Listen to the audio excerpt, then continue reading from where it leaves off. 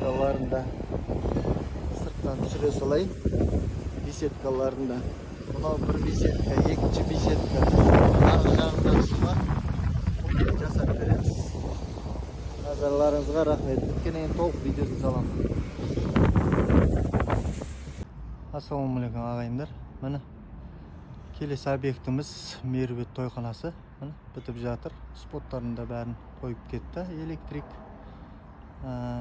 Біз осының ішін полный қаптап бердік. Мына үстінде пленка тұрған екен. Балалар краскілейін деп жатыр.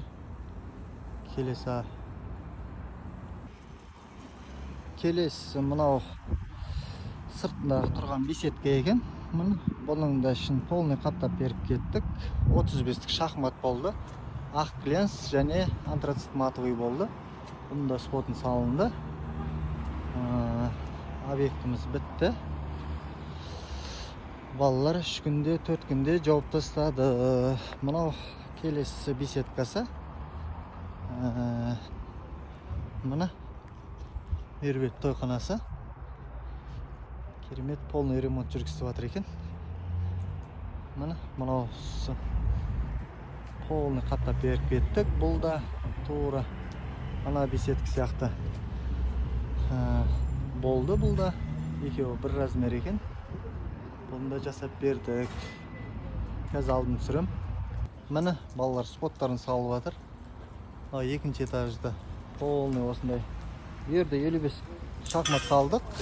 Тоже ақ глянц және антрацит матовый болды. Споттарын салып жатыр. Балалар міне көрсеңіздер болады.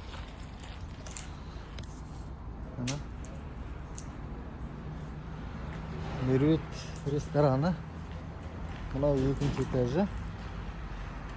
Ал жағында кіреберіс жерінде. Онда балалар салып кетті. Электрик балалар салып жатыр. Керемет шықты.